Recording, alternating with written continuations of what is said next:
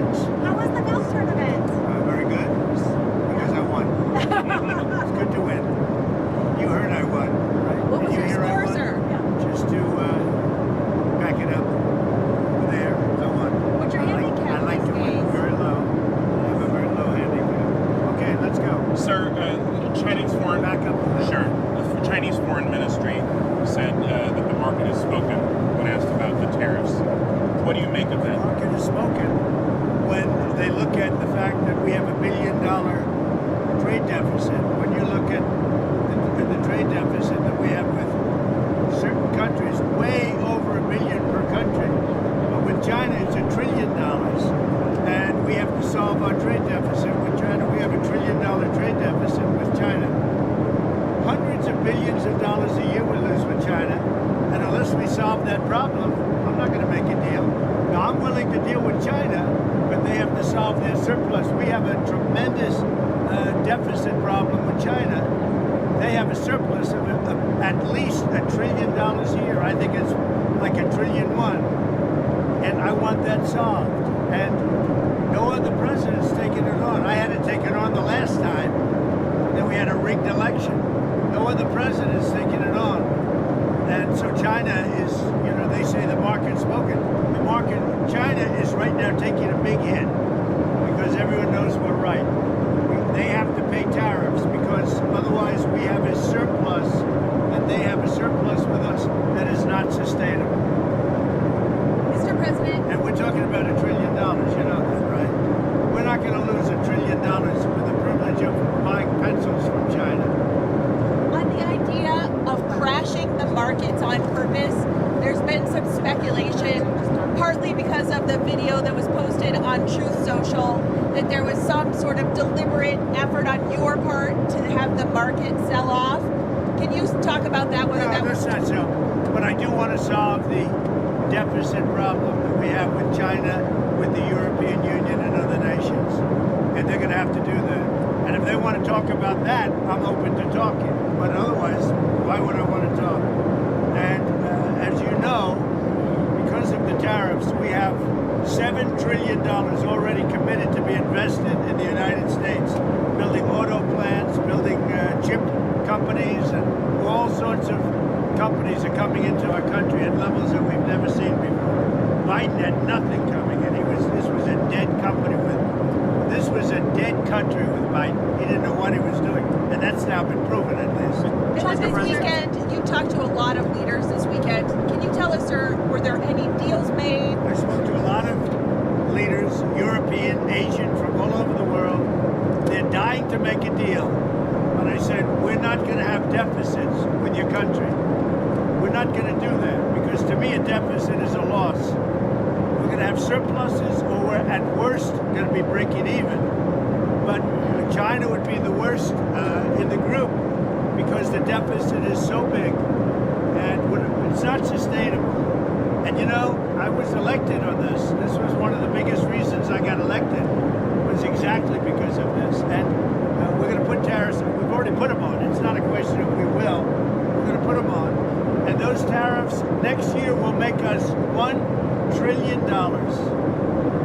In addition to the $1 trillion, thousands of companies are going to relocate back into the United States. In North Carolina, already furniture people are starting to move back in Detroit and Michigan, which I won because of what I said, what I'm telling you.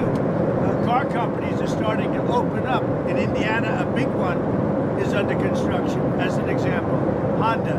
But they're moving in like nobody's ever seen this before. So it's unsustainable for us to allow China to have surpluses of $1 trillion. We will be taking in over $1 trillion over the next short period of time with the tariffs that I've already instituted. They're already in place. Now, what's going to happen with the market, I can't tell you, but I can tell you our country has gotten a lot stronger. And eventually, it'll be a country like no other. It'll be the most dominant country economically in the world. Mr. President, which is what it should be. Is there a Trump put, though? Is there pain in the market at some point you're unwilling to tolerate this idea of a Trump put? Is there a threshold? I think your question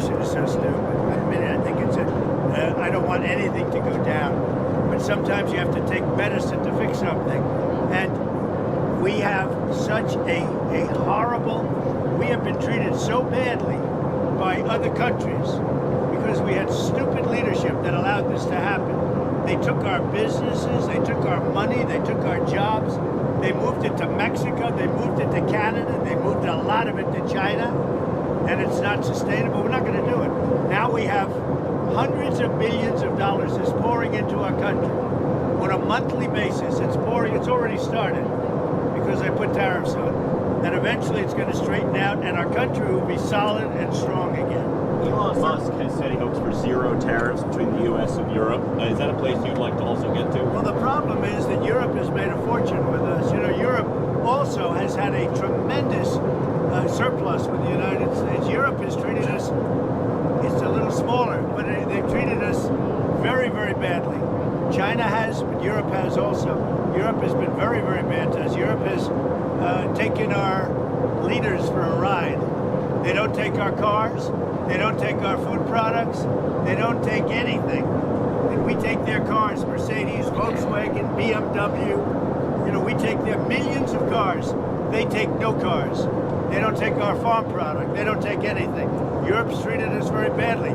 We put a big tariff on Europe. They are coming to the table. They want to talk. But there's no talk unless they pay us a lot of money on a yearly basis. Number one for present, but also for past. Because they've taken a lot of our wealth away, and we're not going to allow it to happen. Sir, have you talked to any tech leaders over the weekend about the tariffs? Yeah, I talked to the biggest in the world. I talked to the biggest of them all. Many of them, but I've talked to, I would say 4 or 5 that are considered the biggest. They don't, you know what they said? We don't blame you. Who did you talk to? I don't want to say. I'll put it out. I may give it to you. NVIDIA CEO? I have to find out if they mind. You know, I don't know if that was a confidential call or not, but we had 5 or 6. I've spoken to many countries. They all want to do, just so you understand the power of what I'm doing. Every country is calling and being very solicitous of us. Very, very nice. They're being very nice. And we have to be able to justify. This is not sustainable. The United States can't lose $1.9 trillion on trade. We can't do that and also spend a lot of money on NATO in order to protect European nations. We cover them with military, then we lose money on trade. The whole thing is crazy. And I got elected on that basis. We explained it. You know, the American people understand it a lot better than the media. But the media understands it. And much of the media writes correctly about it, I must say. Sir, Okay. Sir, when are the next set of talks with Russia and who will participate, and where are we in terms of making progress in terms of peace? We're talking to Russia. We'd like them to stop. I don't like the bombing. The bombing goes on, and every week thousands of young people are being killed. And it's a horrible thing that should have never started, would have never started if I were president, 100%. On the tariffs, is it a negotiation Who are you now? with? Bloomberg, sir. Is it a negotiation or rules of the road? Go ahead, another question, please. Sir, Sir, about TikTok. She has too many questions. Sir, about TikTok. There was a report that there was about to be a deal, but China changed its mind because of the I'd tariffs. say it was largely true. The report is that we had a deal pretty much for TikTok. Not a deal, but pretty close. And then China changed the deal because of tariffs. If I gave a little cut in tariffs, they'd approve that deal in 15 minutes. Which shows you the power of tariffs, right? Mr. President, former New Hampshire Governor Chris Sununu is saying that he'll win the open Senate seat in New Hampshire and that he has no doubt you'll support him if he runs. Is that true? True. I told him. He came to my office, came to the Oval Office, and met with Chris Sununu, and I support him fully. I hope he runs. He's been very nice to me over the last year or so. But no, I hope he runs. I think he'll win that seat. Sir, when we get into late summer, early fall, and people are doing their back-to-school shopping, do you think they'll have inflation to worry about at that point? I don't think inflation's going to be a big deal, because if you look at me, I took in hundreds of billions of dollars. This is not new to me. I took in during my 4 years hundreds of billions of dollars from China.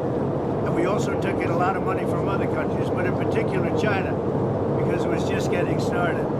And we had no inflation. who had inflation was Biden. Biden had the worst inflation in the history of our country. I had no inflation. We had a perfect country. We had no wars. I ended them all. I defeated ISIS. Everything was good.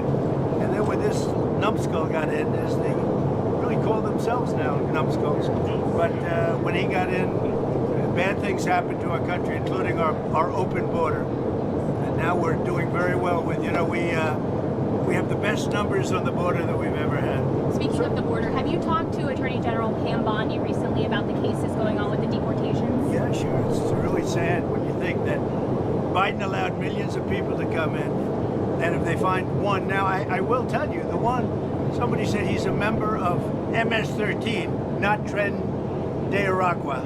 He's a member of MS-13, and therefore he should immediately be brought back. Well, MS-13 is just as bad as Tren de Aragua. So they say, oh, we made a mistake because he's not with them, he's with MS-13. Bring him back, bring him back. MS-13 is a very bad group. Sir, how concerned? Maybe as bad, actually. How concerned are you about the measles outbreak? There was another fatality today, and what else would you like to see in terms of the response? Well, I think they're doing reports on it. It's so far a fairly small number of people relative to what we're talking about. Something that people have known about for many, many years. I mean, measles has been, this is not something new. And we'll see what happens. But certainly, if it progresses, we'll have to take action very strongly. El Salvador's president said on X that he'd been invited to the White House on April 14th for a working visit to discuss Tren de Aragua and MS-13 and other ways we can support each other, the U.S. and El Salvador.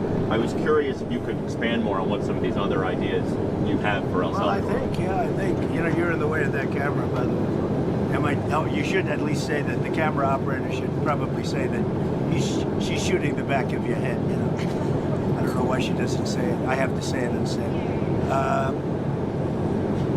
I have great respect for him. I know him.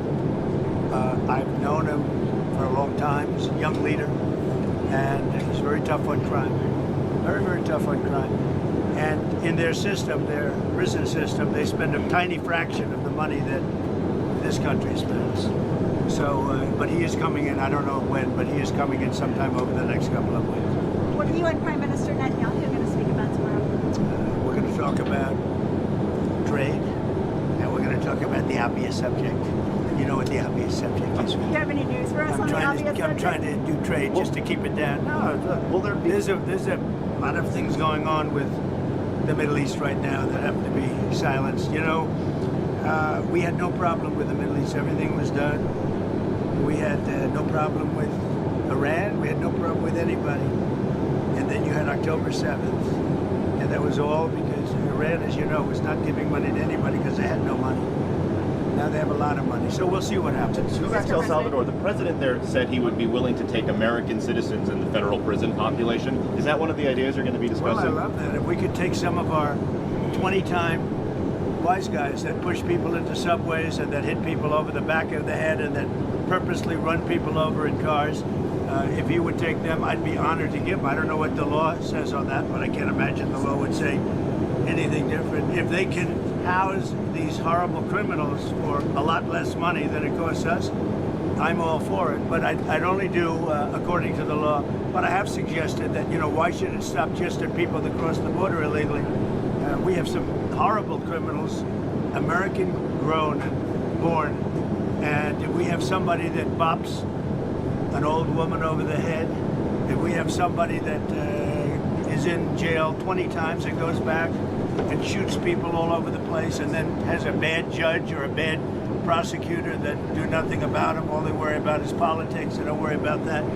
I think if we could get El Salvador or somebody to take them, I'd be very happy with it, but I have to see what the law says. Okay, what else? Can you say, did you agree to lowering tariffs for any of the countries that you spoke to today? So we what you understand, Jennifer, you have to understand this. We have massive surplus countries that we're dealing with. We have massive deficits.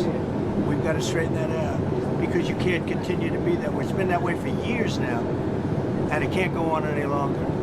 And we're the piggy bank. We have all the advantages. forget markets for a second. We have all the advantages. We're going to straighten out. We're going to become a wealthy nation again, wealthy like never before. And we're not going to let other nations that have been ripping us off, whether it's China or the European Union, with all of the European nations that have just made, it's been like a feast. Look, the European Union was formed for one reason. You know what that was? To rip off the United States. So put that in your bonnet. I hope you had a good flight. Have a good time. Thank you for your time, Mr. President. Thank you, sir. See you tomorrow.